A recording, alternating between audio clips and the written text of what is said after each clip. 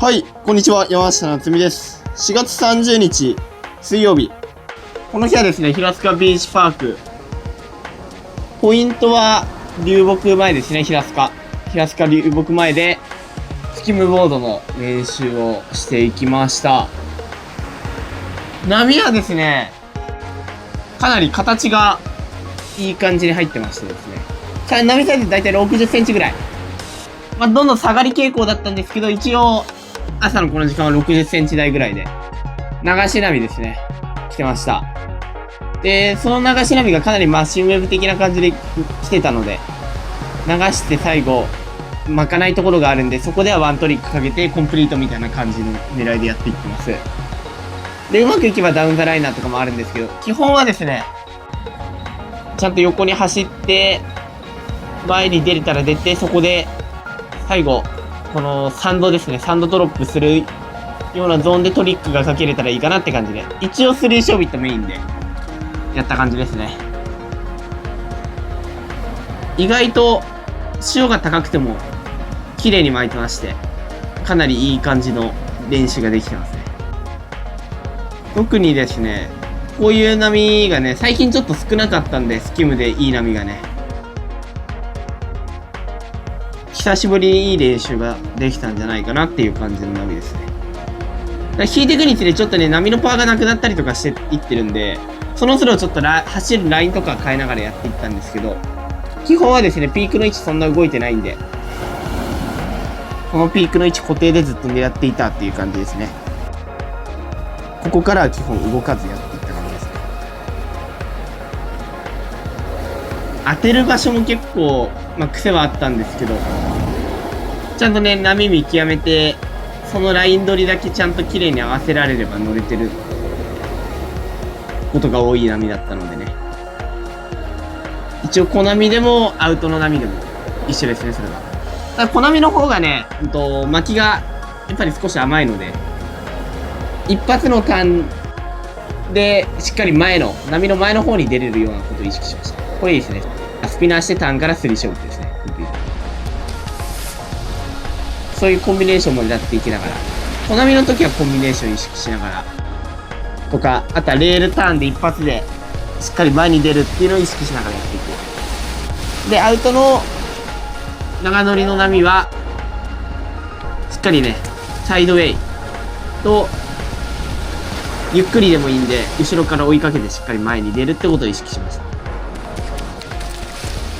テイクオフゾーンもね、一応3度も受けるし、ウォーターのタイミングもあるしみたいな感じで、いろんなタイミングで出ることも結構試せたんでね、その辺は。ちょっといろいろ試しながら結局やっていったっていう感じですかね。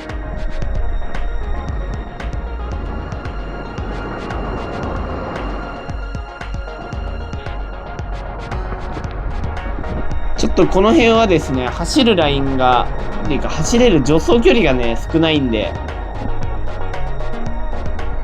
なかなかね、最初テイクオフを加速させるのも難しいポイントなんですけど、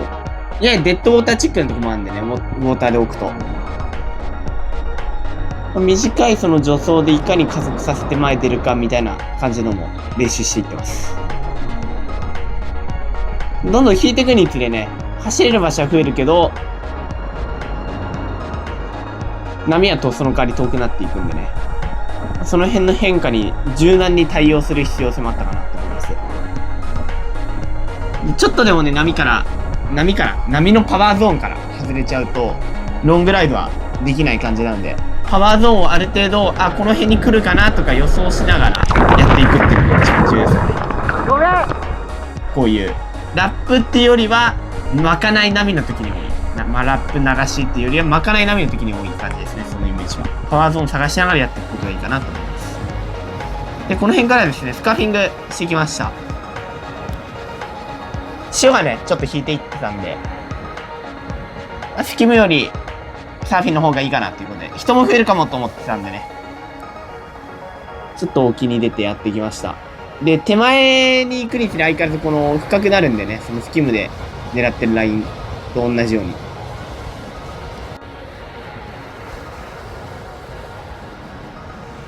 手前が深くなるから、しっかり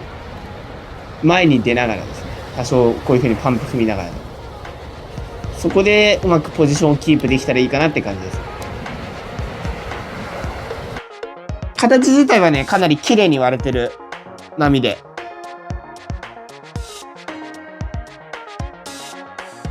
すごいね。面は整ってたかなと思います。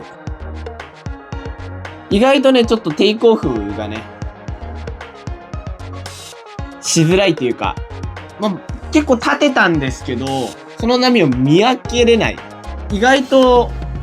張ってくるじゃんとか、意外と張ってこないじゃんっていうのが多くて、なんか自分がなんか思ってるイメージとは違うぐらいの波サイズっていうか割れる位置というかって感じでですね、そこの見極めが結構難しかったんでね、とりあえずいろいろポジション動きながらいけそうだなと思ったらパドルしてみたいな感じですね。先が続かないポジションに行っちゃう時もあれば、これとかがそうなんですけど外れちゃうピークからこともあれば、ちょっとブレイクのね、先端に間に合わない時もあったりとか、その辺いろいろちょっとあるんで、かなり難しかったんですけど、まあ、スキムで慣れてる分ね、僕はパンプでして前に出るとか、あとは、スキムボーダーならではだけど、結構コナミでも引っ掛けられる、ゾーンを見つけられるっていうのがあるんで、まあ、そのラインを探しつつって感じですね。サーファーの人が普段プルアウトするようなラインっていうかパワーのところもうまく捕まえられたらいいかなっていう感じで練習していってます。これいいですね。ちょっと一瞬遅れたけど、前に出切って3ショービットで最後ビッグスピンですね。頑張って前に出るスタイル。多少遅れても、ここでちょっとブレーキ早くて遅れちゃってるんですけど、しっかり前に出て3ショービットでビッグスピンですね。本当はこれだったらちょっと一回切り返した方がいいと思うんですけど、カットバック気味にパワーゾーンからやや外れてしまってるので、そのポジションをね、実際乗りながら見極めるってかなり難しいですね。こうやってね、ドローンとかね、映像で上から見るとわかるけど、やってる時にはなかなかわからないですね。そこのイメージのね、ズレと実際の自分の動きの違い、イメージと自分の体の動きの違いをある程度理解できるようになると、ライディングレベルっていうのはぐっと上がるんじゃないかなと思います。やっぱ思ってる以上のね、違いがあるんで、そこにはね。その辺もちょっと意識していただいて、練習していくと、これはスキム、サーフィンとか、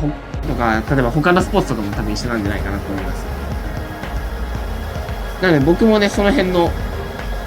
イメージと動きのズレをなくすようにね、いろいろちょっと試しながら動いていってる感じです。で、ちょっとスキムのね、動きで使えそうなトリックとかね、ちょっといろいろ試しながらやってる感じです。ちょっといろいろ波のポジションで、このポジションだったらこのトリックかかるなとか、ちょっとその辺いろいろ試しながらやって。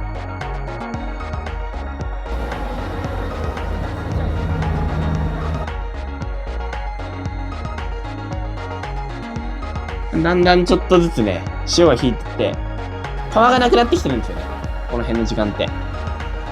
最近はですね、このサイズとかあんまり関係なく、潮が引いちゃうとね、どんどんパワーがなくなってっちゃったりとか、あと流れが出てきたりっていうのがあるのでね、なんやかんや言って潮が高めの時間の方が、いい波が来てるのかなといった気はしますね。パワーがないってことはすぐ波が消えちゃうってことなんで、その分ロングライドとかもできないしね。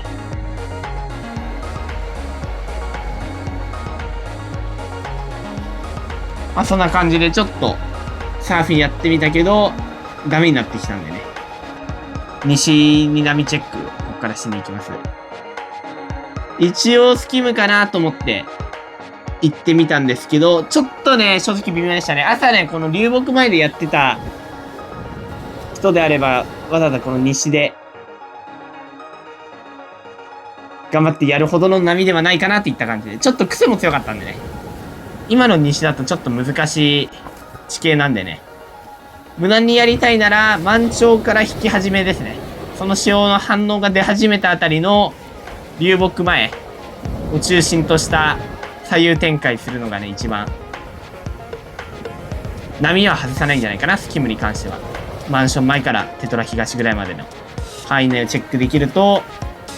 いいかなって感じで、西はちょっといい時間が読みにくい波かなと思います、これだとね。そんな感じで、最後までご視聴いただきありがとうございました。今回の動画良ければ高評価、チャンネル登録よろしくお願いします。それではまた次回の動画でお会いしましょう。